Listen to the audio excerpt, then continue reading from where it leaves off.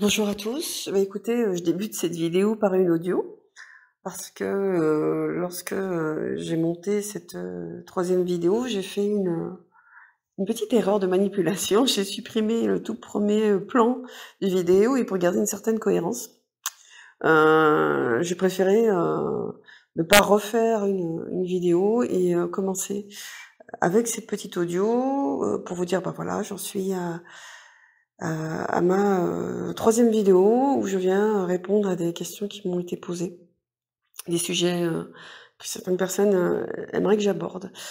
Voilà, je le dis et je le redirai, ce que je vais, dire est, ma vérité, ce qui m'a été transmis.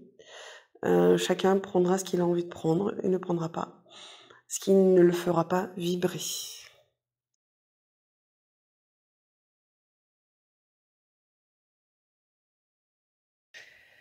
Ce sujet est un sujet très délicat. Déjà, moi en tant que maman, j'ai failli perdre mon enfant tout petit d'une pneumopathie. Pendant 48 heures, j'ai pas su s'il allait vivre ou s'il allait mourir. Donc, je suis extrêmement sensible à ce genre de sujet-là. Et je vais juste parler avec mon cœur. Parce que, en tant que maman, on peut pas ne pas parler avec son cœur quand on a un enfant et qu'on aime les enfants. Ce qui est venu, ce que j'ai comme information, déjà depuis quelque temps, c'est un sujet très délicat et c'est pas évident de parler de ça parce que je sais pas si c'est juste ou pas. Donc je vais juste vous dire ce qui m'a été transmis, c'est que l'enfant en fait, enfin l'enfant, plutôt l'âme n'est pas prête à s'incarner parfois. Il est prévu qu'elle s'incarne et en fait, elle se rend compte que c'est trop compliqué pour elle, c'est trop dur parce que la vie sur Terre, c'est pas simple, ça peut être très compliqué en fait. Et donc, l'âme décide de rebrousser chemin. Elle est pas prête. Et donc, ben, voilà, l'enfant, possiblement, il n'arrive pas à terme. Ça peut être une explication. Je dis pas que c'est l'explication, ça peut être une explication. Il y a aussi parfois ce qu'on appelle un contrat d'âme. Alors, je sais que ça plaît pas à certaines personnes, mais en tout cas, moi, c'est ce qui m'a été transmis. C'est que il y a un contrat en fait entre l'âme de la mère et l'âme de l'enfant, ou l'âme d'un autre membre de la famille et l'âme de l'enfant, et qu'avant de s'incarner, ils ont prévu chacun de vivre ça, c'est-à-dire que l'enfant ne doit pas arriver à terme et que la mère, le père, un autre membre de la famille doit vivre en fait cette perte-là, doit faire ce deuil-là pour peut-être transcender des choses, pour peut-être se pardonner, transformer sa vie, voir la vie autrement. Et que c'est un contrat qui est passé entre deux âmes. Alors ça, c'est une deuxième explication. Il y en a sûrement d'autres, mais je les ai pas toutes à cette heure-là, et peut-être que j'en aurai d'autres. Voilà ce que je peux dire à cette personne. Comment faire le deuil de ce décès d'enfant in utero. Je vous dirais, c'est considérer que simplement l'âme de l'enfant n'était pas prête à vivre. Je ne sais pas si ça peut consoler ou pas, mais c'est pas la faute du parent en fait. Peut-être déjà se déculpabiliser et je dis ça parce qu'en fait hier soir j'ai pensé à cette dame qui m'a écrit. Alors, je sais pas si c'est elle qui a perdu son enfant ou une autre personne, et je me suis connectée à l'âme de cet enfant. Alors, j'ai pas fait exprès, c'est vraiment tout seul à moi, et je lui transmettrai par écrit à part, mais j'aimerais quand même le dire aussi au travers de cette vidéo, parce que il n'y a pas de nom qui est donné, mais c'est venu comme ça. Et le message, je vais vous le lire, il est très court. C'était: Mahana, je te le demande, ne t'en veux pas de ne pas m'avoir donné la vie. Je n'étais juste pas prêt à m'incarner sur cette terre. Donc je transmettrai ce message à cette dame. C'était très fort au moment, il y avait beaucoup d'émotions. C'est très fort au moment où c'est venu. Voilà ce que je peux dire sur ce genre de questions.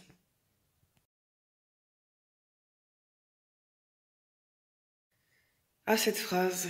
J'ai souvent entendu dans des échanges que j'ai eus avec des gens qui sont venus me voir, et c'est pour ça que je voulais évoquer ce sujet. Je vais le prendre plus dans sa globalité. Souvent, on me dit, je suis trop ci, je suis pas assez ça. Et je regarde les gens, et je leur dis, mais tu n'es pas trop, tu n'es pas assez, tu es. Euh, Souvent, on entend, parfois souvent de nos parents ou d'amis, que ben vous êtes trop sensible ou trop pénible ou pas assez ordonné mais qui est l'autre pour vous dire si vous êtes trop ou vous n'êtes pas assez? C'est un jugement. Et donc c'est très égotique. Et parfois, soi-même, on se juge, on se trouve pas assez ou trop. Moi, j'ai une mère qui arrêtait pas de me dire que j'étais trop pénible. Et pendant très longtemps, elle m'a tellement dit que j'ai cru que j'étais vraiment trop pénible. J'avais un sale caractère. Elle me disait, t'as un sale caractère. T'es trop pénible, t'as un sale caractère. Et parce que je réagissais pas bien, je me laissais pas faire. Moi, je suis un peu une révoltée de nature. Et euh, un jour, en séance de régression, j'ai posé une question sur voilà, le fait que j'étais trop sensible. Et en fait, on m'a répondu d'un ton très solennel et avec beaucoup d'amour, mais tu n'es pas trop. Tu es. Tu es comme ça. Tu es sensible. Accepte-toi tel que tu es. Tu as été fait comme ça. C'est comme ça. Alors, parfois, on peut avoir des comportements particuliers où à un moment donné, on va se laisser un peu trop aller. Trop. Et c'est ok, mais c'est quelque chose qui bouge, qui change, qui fluctue. Mais il y a parfois des traits de caractère qui font qu'on est comme ça.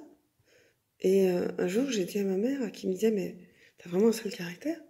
Et je lui ai répondu, non, je n'ai pas un sale caractère. J'ai du caractère. Je ne suis pas trop pénible. Je suis ce que je suis. Parce que qui est l'autre pour juger si ce qu'on est bien ou pas? Il n'y a que vous qui pouvez estimer si vous êtes bien ou pas. J'ai une dame qui m'avait dit, je suis trop bordélique. Et je lui dis, mais c'est toi qui te dis ça? Bah non, on m'a dit ça. Alors, pardon, je vais être un peu vulgaire. Je dis souvent que on est un con, parce que on, c'est pas soi, et on, il n'a pas décidé de ce qu'on doit être plus ou moins. Et je lui dis, mais toi, comment tu le vis? Cet état, le fait de... Tu te trouves vraiment trop bordélique? Bah, et elle me répond, mais non, mais moi, je vis bien avec ça. Je dis, mais alors, si c'est ok pour toi, si tu le vis bien, si ça te gêne pas, si ça te rend pas malheureuse, bah, tu es pas trop. Tu es. Et ça te convient. Alors ça va peut-être pas convenir à l'autre, mais dans ces cas-là, c'est pas ton problème, c'est le problème de l'autre. C'est à lui de voir pourquoi ça ne lui convient pas. C'est son problème, c'est sa responsabilité, c'est pas la tienne. Donc pour moi, on n'est pas trop ou pas assez, on est. On est simplement ce qu'on est, avec ses qualités, avec ses défauts. Et on doit juste s'accepter tel qu'on est. Et si l'autre ne nous accepte pas, bah, c'est son problème. À lui de regarder en lui ce qui le perturbe. Pourquoi il nous considère trop? Et en quoi lui ne se considère pas trop ou pas assez de son côté? Je pense que c'est important de regarder devant sa porte avant d'aller juger l'autre, si je peux me permettre.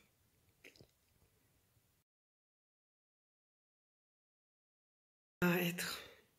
C'est vrai que c'est quelque chose qui revient assez régulièrement dans les séances de régression que j'ai pu faire. Et j'en ai entendu d'autres aussi par ailleurs. C'est quoi être, en fait? Bah, être, c'est s'accepter dans sa globalité. Être, c'est accepter de se tromper, accepter d'être faible, d'être parfois grand, parfois petit. C'est savoir reconnaître ses faiblesses, savoir les dépasser aussi. C'est s'accepter pleinement, juste être qui l'on est. Et à ce titre, bah, je vais m'autoriser à vous lire une canalisation que j'ai fait un matin très tôt, par rapport à cette question que j'entendais régulièrement de la part des gens, mais c'est quoi être? On me demande d'être, ça veut dire quoi? Donc si vous êtes d'accord, enfin, si vous êtes d'accord, vous n'avez pas le choix, en fait. Je vais vous lire en fait cette canalisation que j'ai faite un matin très tôt. Il me fait écho de toutes ces voix qui ne savent pas ce qu'est être. Que puis-je vous dire pour vous faire enfin lever les yeux et ainsi lever le voile de l'illusion? Je suis le tout, et tout ce qui vous compose. Et dans ce tout, vous êtes aussi. Et lorsque vous êtes alors, vous êtes moi. Qu'est-ce qu'être? Enfin, me demanderez-vous.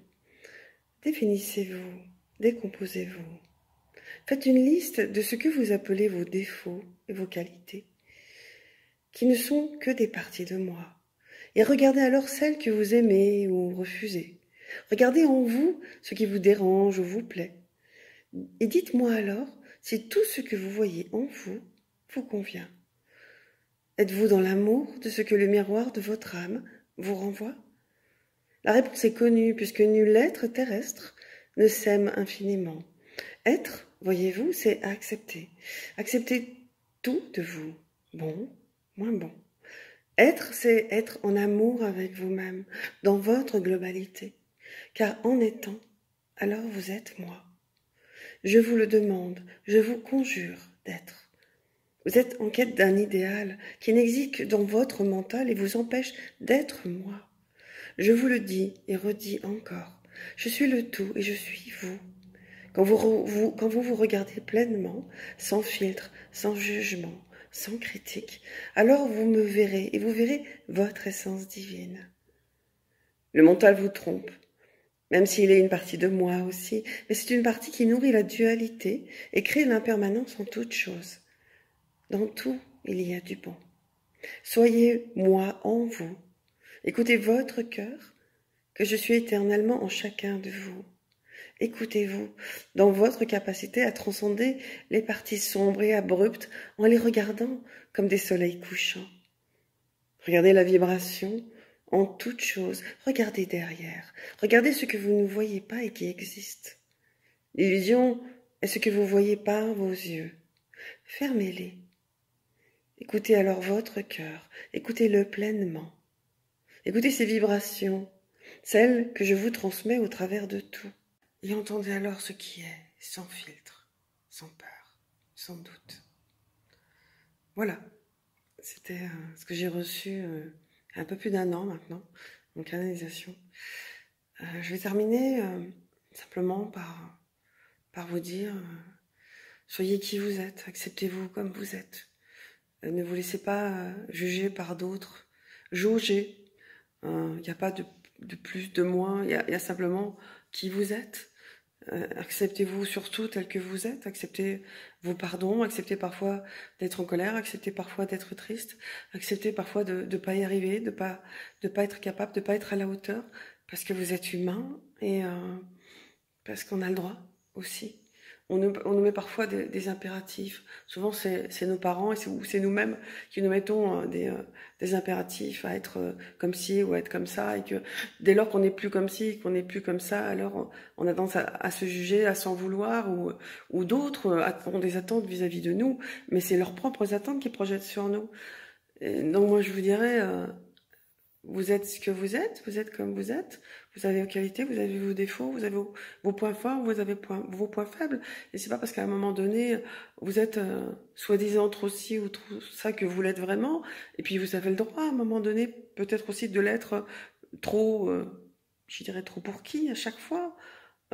Si vous c'est ok d'être comme ça, d'être à un moment donné triste ou en colère ou pas bien.